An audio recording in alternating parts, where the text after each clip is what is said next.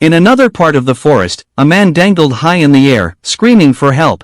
Below him, a group of brutish creatures laughed at his helplessness. Strange place to hang out, eh? One of them mocked. Should we beat him to death or just take him back for dinner? The man frantically tried to explain himself, but a creature cut him off, declaring, "You're the next meal." With a swift punch, the brute sent the man flying, the force of the blow reverberating through the trees. If anyone had planned to save him, they were running late. Suddenly, Janian emerged from the shadows, his glowing eyes locked onto the brutish creatures. Damaging my new toy, are we? He scolded, effortlessly lifting the dangling man as if he were nothing. The smaller creatures trembled, recognizing Janian's dominance. "You'll do as a replacement toy," he sneered, gripping one of the creatures in his massive hand, leaving the others to quiver in fear. Meanwhile, Suchen calmly observed from a window above. "These creatures have mutated so much," he remarked, "I doubt even bullets can pierce their skulls." Beside him, Ding smiled and raised her high-powered rifle. "Let's find out, shall we?" With deadly accuracy, she fired off a series of shots, each one hitting the exact same spot on multiple creatures, their heads exploding in perfect synchronization. One of the beasts, drenched in sweat, stammered, "How did 3 bullets hit the same spot?" Before the remaining creatures could retaliate, one charged forward in a fit of rage, but a massive hand caught it mid-air. The creature froze, its red eyes widening in disbelief as it realized the strength it faced was far beyond its own. Dark energy pulsed around the hand that held it, the overwhelming power radiating ominously. As the chaos unfolded, the scene shifted to a quiet town under the dimming sky. A secret exchange between the city lord and a shadowy faction was uncovered, adding yet another layer of intrigue to the plot.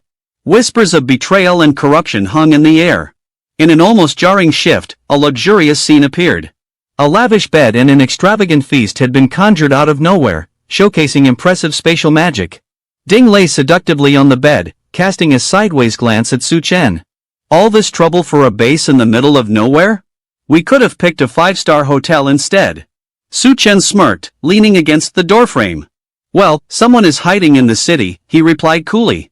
They exchanged a knowing look, both realizing how deeply entangled they were in this ever-growing conspiracy. Shortly after, Yun Yun entered the scene, dressed provocatively and teasing the group. "What's with all the long faces? Join me for a bit of fun," she said, playfully inviting them into a lighter moment amidst the tension. Suchen, clearly confused, raised an eyebrow at the playful banter as the two embraced each other.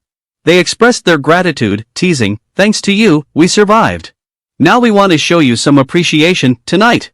The following day, the city lord witnessed a member of the beaten faction, bound and severely injured, leading him to suspect that their dealings with the mysterious clan had gone awry. Determined to resolve the issue, he rushed to the clan's stronghold, completely unaware of the hidden dangers awaiting him. Upon his arrival, he was quickly informed that his men had inflicted serious injuries on the clan's people. The enraged clan leader, seated on his throne, demanded double the number of slaves in compensation. "If you don't compensate for my losses immediately, I won't continue these negotiations," he warned. The city lord's subordinates reacted in shock at the demand, but they quickly agreed to the terms, eager to avoid further conflict. As they left, one of them muttered bitterly about the city lord's willingness to trade lives so easily, seemingly unfazed by the weight of his decisions. Suchen then appeared with a menacing aura, revealing he had come to investigate the close ties between the city lord and the clan. The clan's warriors immediately recognized him as the one responsible for killing their comrades. "Look who's brave enough to confront us," they mocked as they prepared to strike. The clan leader roared in fury, vowing that the intruder who had killed his 3 subordinates would not leave his territory alive, his eyes glowing with murderous intent. Meanwhile, a city official observed from afar, certain that while the young man would surely die, those who came with him from the base must also be eliminated to prevent future problems. The scene shifted to the settlement area of the city, where tension rose as the city official rallied the crowd, announcing, "An enemy has infiltrated our base." His urgent call to arms sparked alarm among the people, who began to realize the severity of the threat looming over them. The city official pointed toward a group of outsiders, accusing them of being the culprits behind the chaos within the settlement. "They've infiltrated the base, stirred trouble, and negotiated with the enemy. Since they've ruined my plans, I will show no mercy." A high-ranking officer, known for his reliability, stepped forward to defend Suchen and his group, assuring the crowd that they posed no threat. However, the city official refused to back down, angrily challenging the officer and demanding proof that these outsiders were not traitors. Suddenly, A figure appeared on top of a building, boldly declaring, "We can prove the truth." This declaration caught everyone's attention. The city official, in shock, recognized the figure and exclaimed in disbelief, questioning how this person could still be alive. The officer gazed at Suchin with a cold smile, asking if this was truly the young man everyone had been talking about. Meanwhile, Suchin stood triumphantly over a defeated enemy, holding him by the collar. "Let's have the captive explain the situation," he calmly suggested, as the beaten creature begged for mercy. The city officials were stunned, realizing that Suchin had captured the leader of the enemy clan. They wondered if he had taken down the entire faction by himself. Now radiating an intimidating aura, Suchin demanded that his captive speak loudly enough for everyone to hear. The captive, overwhelmed by fear, screamed out that it was the city lord who had been dealing with his clan all along. The crowd, shocked and betrayed, began to murmur angrily, realizing that the city lord, whom they had trusted, was the true villain behind the shady dealings, deceiving them all this time.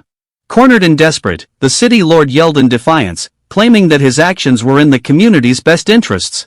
However, the authoritative figure standing opposite him remained unswayed, quietly urging him to surrender, signaling an end to the corruption and a new beginning for the city. The city lord argued that sacrificing a few for the greater good was a noble act, insisting that the community should be grateful for his efforts. In response, the officer furiously punched him, declaring him a coward, unable to tolerate his twisted reasoning any longer. Suchin stood firm, dismissing the city lord's warped logic of sacrificing others for survival, remarking that such choices made him no different from the enemy clan. Meanwhile, the officer reflected with regret, acknowledging that they had only tried to avoid becoming cowards themselves, realizing the gravity of their actions. With a determined gaze and power radiating from his body, Suchin extended his hand, inviting the others to join him in building a new settlement, one that truly embodied the values of human civilization.